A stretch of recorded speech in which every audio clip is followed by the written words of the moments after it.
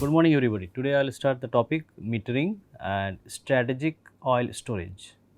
Okay, so first let's start with metering system. So metering station allows operator to monitor and manage the oil as it flows through the pipeline. Crude oil metering skid can be installed permanently or be portable. Now metering means lots of instrumentation and you are measuring parameters. Okay, so some measuring parameter can be flow meter, can be pressure, temperature measurement also, and the electrical sensor also should be there, like voltage transformer, and those parameters also you have to measure, because anything should not go uncontrolled.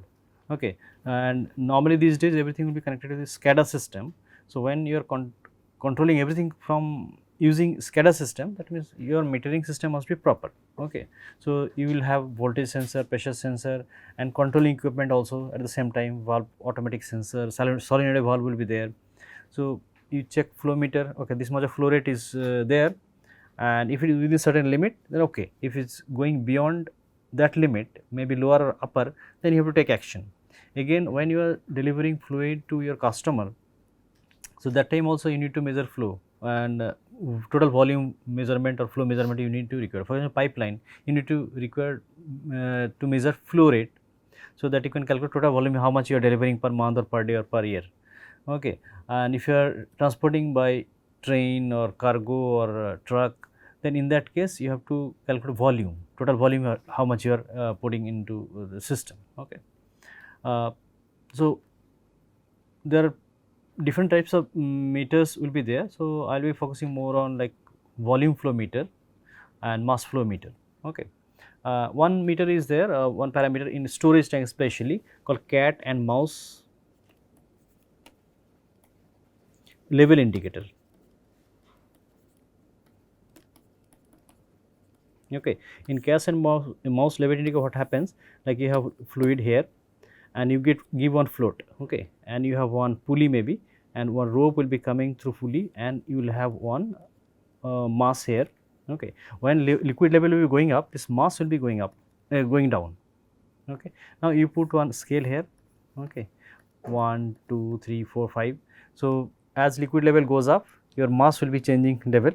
So from outside, actually, instead of accessing directly inside tank, you can, from outside you can see. Even your water tanks also, you can see similar system available actually. Okay, that overhead tanks, if you see IIT tanks, those systems are there, because from outside you can see. You put big fonts of the digits 1 2 3 4, you can see, okay, how much water level is there. Okay, these days electronic sensors are there. So instead of mechanical, this is completely purely mechanical, right, and easiest to use. But these electronic sensors there, using electronic sensor you can also measure. Okay, so this is called cat and mouse indicator, and normally it will be like polypropylene cord will be there.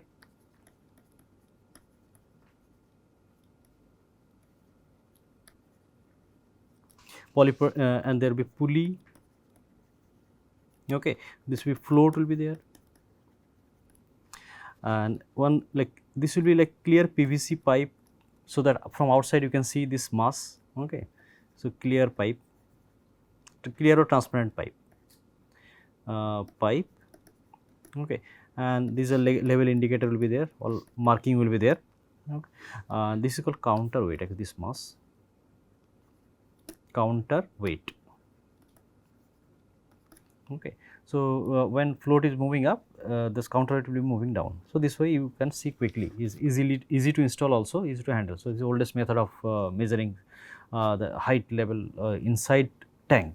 Okay, and if you are using electronic sensor, then maybe you can take that data directly to your SCADA or master computer system, and you can control your level. Okay, so it is like certain cases flow, the level is going very down, very low, so maybe you have to fill that tank.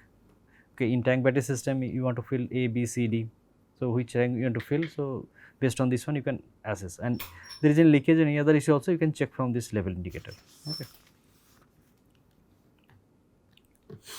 So you are talking about flow measurement. So flow measurements like gas or liquid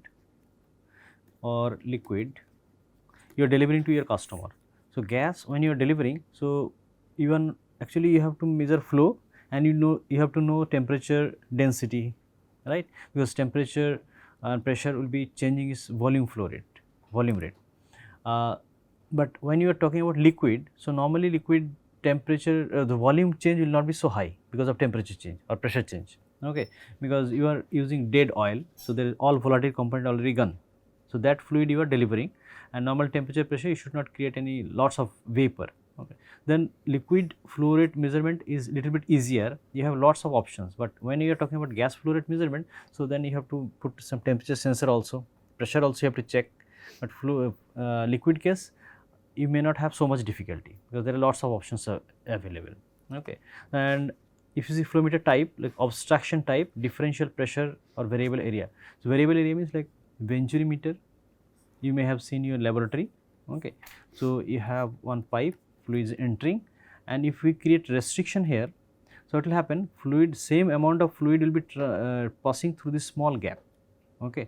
When very high volume rate of volume flow rate is going through this small gap, so velocity will be very high at this restricted or constricted location, right. So this area will be velocity high, where area is low, velocity high, where area low, okay. And when velocity high, actually pressure will be down, P will be low, okay. And other part, for example, this is 0.1, this is 0.2. So 0.1 will be higher volume flow rate, you are not changing actually, same mass will be transferring, because if you are assuming it is liquid, there is no density change, then volume flow rate is not changing or mass flow rate is not changing, this is rho m equals rho q, right. So q is not changing, rho is not changing, so mass will not change, okay. But if you say gas, rho will be changing. So if you are changing rho, then your story will be different, okay. But the same philosophy will be holding, but direct calculation not possible, you have to go through mzrt, that formula, okay. Compressivity formula also you have to include it, but for liquid you are not including any compressivity formula. Larger diameter volume flow rate, the smaller diameter volume flow rate same, okay. So like q1 and q2 if I take, actually same, or mass flow rate if I want to take, it will be same. We are assuming density constant, density not changing, okay.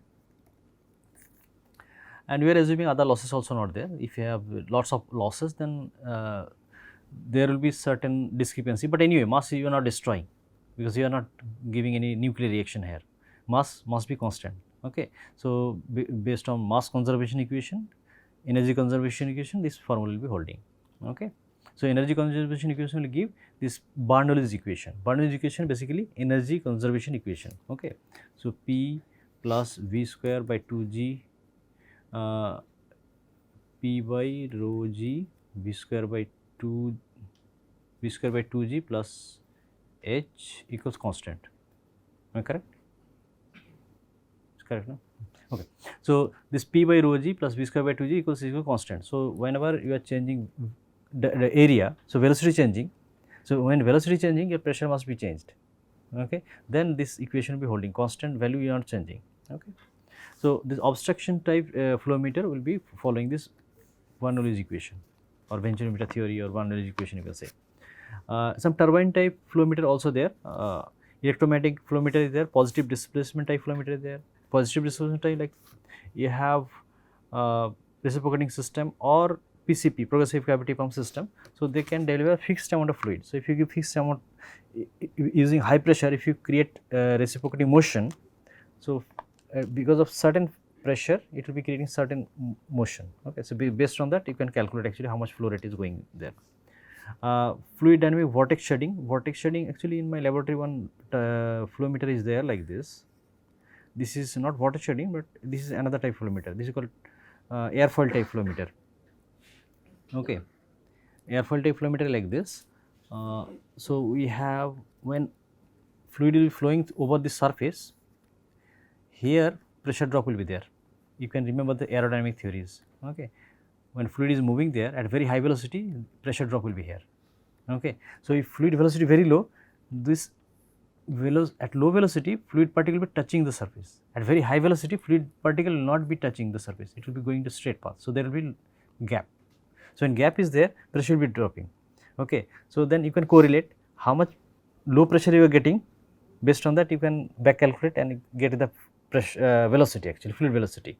From fluid velocity, if you know density, so velocity and density and area, then you can calculate your mass flow rate or flow rate. Okay.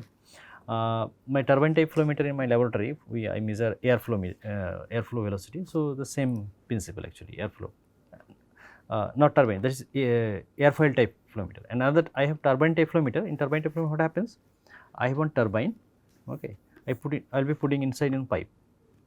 What will happen? At low fluid velocity, turbine rotation will be lower. Like wind turbine, low velocity is there, so turbine rotating very lower speed. But when air velocity very high, turbine will be rotating a very higher speed. Now it is very much related. Air velocity more, turbine rotation more. Turbine rotation more, and now you produce electricity and check how much electricity you are getting. So higher amount of electricity you are getting means higher air velocity or fluid velocity. So turbine flow meter I used in my laboratory, actually. So that based on this principle, higher fluid velocity means higher rotation means the electromagnetism will be attached with this one, that motor system, not motor, generator system. So that will be producing electricity. Since the electricity now correlate with your velocity. Okay, first you calibrate, then after that you pass certain fluid, and it will give your flow rate. Okay, you get fluid velocity, and fluid velocity you get, pipe area. So velocity and area you correlate. Okay, so flow rate equals V into A, right? Am I correct? V divided by A. Correct, no? Meter cube per second, meter cube per second. Okay. Yeah. So you can see this flow rate equals V into A. So if I know velocity and pipe area I know, then I can calculate flow rate cube. Okay. Meter cube per second is meter per second, and this is meter square. Okay. So every time you have to check dimensional balance. Okay. And if you are using FPS unit or field unit, accordingly your units will be changed. An anemometer normally airflow meter will be used, like weather department, other department they will be using anemometer. So normally you are not using for your high pressure application, this will low pressure application anemometer. Okay. This is also a flow meter, actually. Ultrasonic flow meter, what is ultrasonic flow meter? I will explain later. Another is mass flow meter. So both are very important, actually. I will explain. Okay, ultrasonic flow meter, what happens? You give some ultrasound and you sense air. Okay, based on flow velocity, if flow velocity is changing, your sensing time will be changed. Okay, so based on that, this is non-invasive. So you do not put inside anything. Outside pipe, you put this to this instrument. Okay, so it will be put ultrasound. Again, it will get reflect back. So based on that, it will calculate how much velocity is there. Okay, so non-invasive type. And differential pressure measurement, like venturimeter we are creating, I already explained. So venturimeter, what happens? How to measure that pressure lower or higher? Okay. So what you do? You create one pipe here, small pipe, another small pipe here. Okay. So I said pressure is higher here. Okay. P1, P2. So pressure higher here means if I have any water level here, water level will be very high. Okay.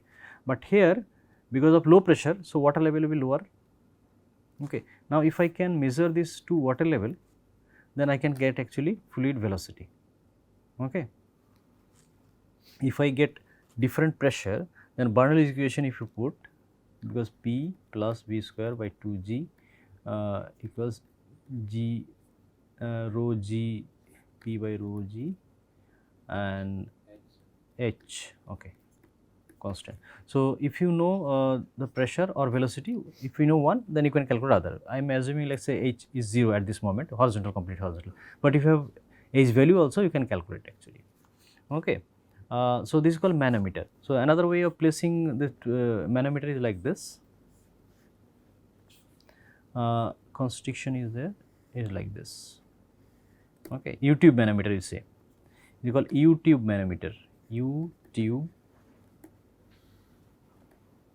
Okay. So what happens? You put on mercury, Hg, and this pressure is high, I told, P1, this is P2. So, high pressure means this will be pushing down this mercury column. If there is no pressure, both column are having equal pressure, like say in atmospheric open to atmosphere, then both column height will be equal. Okay. But if you are giving extra pressure here, okay, left arm is getting extra pressure, so what will happen? It will get depressed and this column will be moving up. Okay. So, one column will be lower, another column will be higher height. So, find the difference between these two. Okay.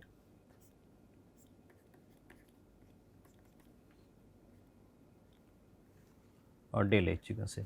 Okay. If you can get difference between two, then you can calculate actually pressure, velocity and flow rate and mass flow rate also. Okay. But then you have to calculate back calculation. Okay. You get height, then height h rho g, you can get pressure. So, pressure difference you got, based on that you calculate velocity, or you got velocity, now pipe area is there, then you calculate flow rate, and if you want to get mass flow rate, calculate with m dot. Okay. Then Coriolis measurement, Coriolis flow meter, this is very important actually. This will be calculating directly mass flow. Okay. So, it can be used for your air or anything, because this is not related to volume, this is related to mass. Okay. If your mass fluid is flowing through this, actually this pipe will be vibrating based on mass, okay, how much mass it is hitting this one. So, that vibration sensor will be there. So, the sensor will tell, okay, this much of mass is coming inside. Okay. So, you should remember this is mass flow, normally it is called mass flow meter. Okay. Turbine type I already explained that based on fluid velocity turbine speed will change, turbine speed changing means electrical signal will change, and check the electric signal and correlate with your fluid flow. Okay. So, higher electricity you are getting means higher fluid velocity is there. Yeah. So, it can be gas flow or liquid flow, does not matter. Okay. Gas or liquid. When you are talking about gas, then you have to include your Z compressibility factor also. Okay. But if you are using only liquid, then there is no compressibility. Okay. So, there also same thing, gas or liquid maybe. Okay. So, floating element, another type of flow meter is there. Floating element means like this is called conical tube. Like say I have one pipe here, okay, and fluid is flowing through this, and I have one obstruction here. Okay. When fluid is moving at lower velocity, the obstruction will be positioned at the lower position, because it is not having so much energy to lift it up. Okay. But if I have very high fluid velocity, the fluid will try to get more space. So, what will it do? It will be lifting up this mass further up. So, it will get more space. Okay. So, then now you correlate with velocity. So, how much it is getting lifted. Okay. Lower lifting means velocity low, higher lifting velocity high. Now correlate. Okay. Then that is called floating element of flow meter. Okay. And electromagnetic, again electromagnetic, this is actually based on your conducting fluid. So, if something non-conducting, let's say oil, kerosene or something you are using, so it will be very difficult to measure using electromagnetism. So, let us say dielectric fluid is there, salty water is there, those are conducting fluid. So, conducting fluid can be measured using electromagnetic sensor. This is also non-invasive. So, from outside electromagnetic pulses will be given and it will be captured. Okay. Another type, vortex. Vortex type is like this, you can see this picture.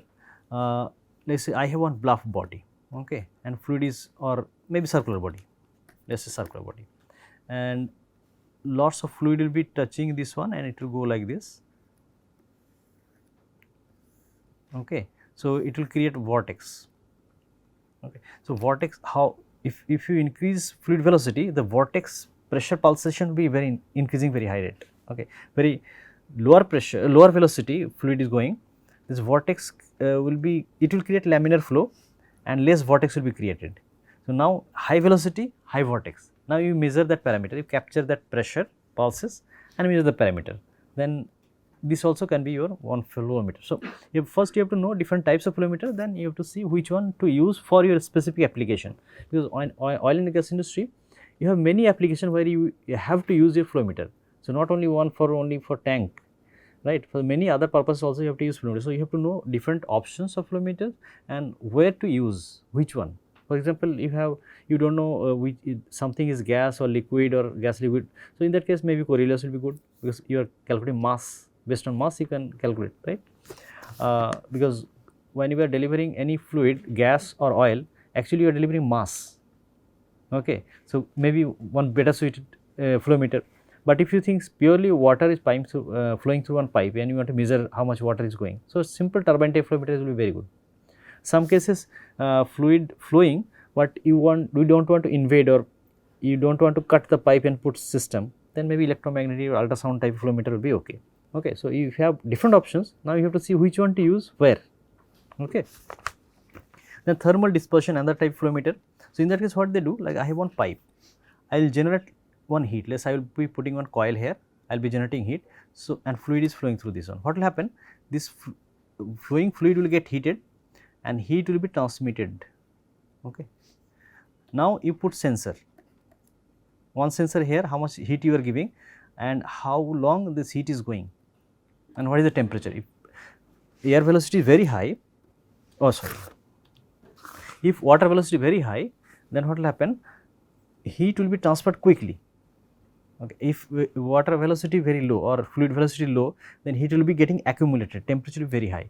So downstream temperature you can sense, upstream temperature you can sense, and you see the temperature difference. If fluid velocity very high, the downstream sensor, temperature sensor will be giving low temperature actually. But if fluid, let's say you stop fluid flow, so heat will be accumulated, temperature will be much higher. Slowly fluid moving up, then again temperature will be down, very high velocity, the hot particle will not be staying there. So temperature rise will be lower. Okay. So based on that theory actually they calculate heat transfer, fluid flow rate. So heat absorbs by fluid proportional to mass flow rate. Okay. So mass flow rate increasing, so more heat will be absorbed and this temperature heating coil, this area temperature will be lower. Okay. So one section generating heat, very high flow rate you are giving, so that heat will be carried quickly. Okay. High mass flow rate means that heat will be carried quickly, so that temperature will be dropping quickly, but downstream temperature may be different. Okay. So based on this theory they will be calculating mass flow rate. Okay. And okay, orifice type flow meter. We will do some calculation also based on flow meter. Okay, orifice type flow meter is like this. Obstruction you are creating, like venturi you created, right? This is also obstruction you created. When fluid is going through this one, you are creating narrow section, you are obstructing the flow path. So when you are obstructing, actually there will be pressure drop. Pressure, upstream pressure and downstream pressure will not be the same because there will be some losses and pressure drop will be there. So orifice type means you have pipe and you are obstructing with some bluff body maybe. Okay. So what will happen? Fluid will be passing through this one. Okay, they will feel very much difficulty to pass through the narrow section. Okay. And actually lowest the fluid stream lowest area will be here downstream of this, just downstream of the orifice. Okay, that is called vena contracta.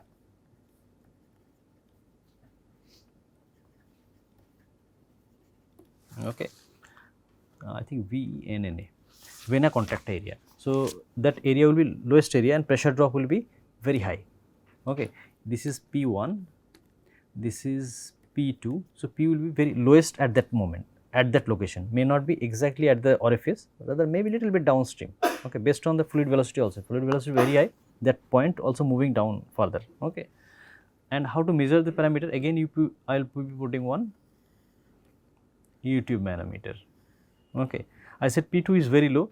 P2 very low means if I put some mercury, mercury means Hg mercury will be like this.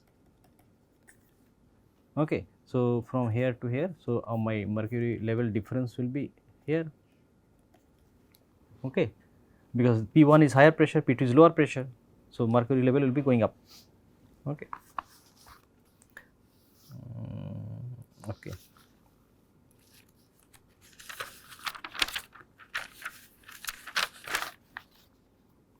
Okay. So now how to formulate this one? How much pressure drop? How much flow rate is there using this one?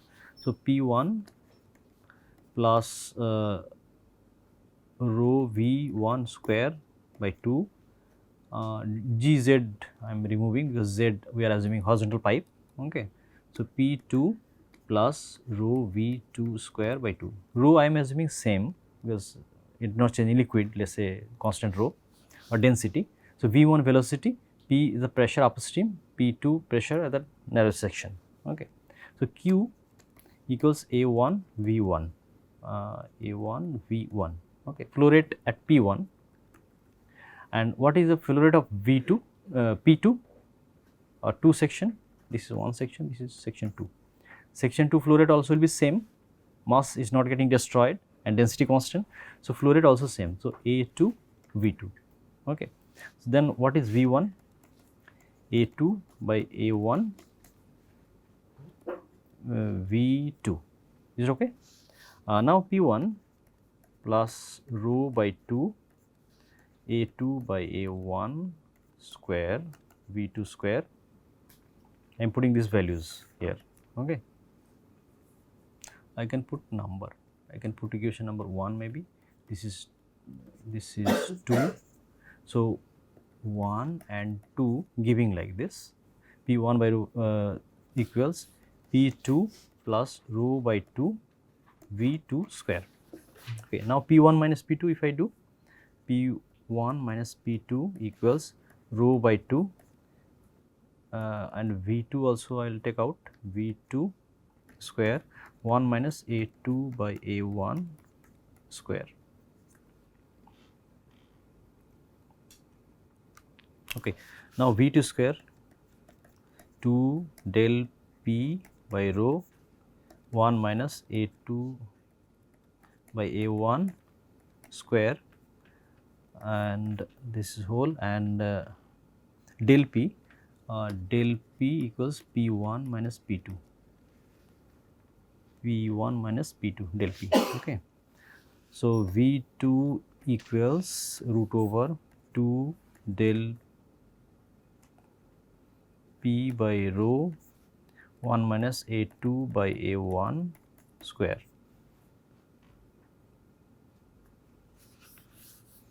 Is correct, no? Okay. Now, flow rate, I will write here, flow rate equals A2 into V2. So, V2 I already got, V2, so 2 del P by rho 1 minus A2 by A1 square. If CD is the coefficient of discharge, this is ideal case, but in actual case there will be certain losses. So, we have to consider coefficient of discharge.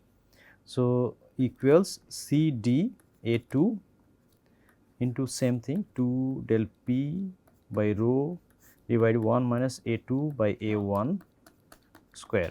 So, CD is coefficient of discharge, coefficient of discharge. Okay. Ideally, it will be 100%, but practically you cannot get 100%. So, there will be certain losses. So, there goes CD. So, CD value can be 0.6, 0.7. So, here one table you can see based on Reynolds number CD value changing. Okay. This CD value changing, diameter ratio, if you know, diameter ratio means like upstream and the orifice diameter. Then based on different Reynolds number we can get CD value here 0.6, 0.61, 0.64. Okay. And you can see this Reynolds number changing, your CD value also changing. Okay. Higher Reynolds number or higher fluid velocity, so in that case you see Reynolds number change. Okay. So, 0.6 to 0.59 become.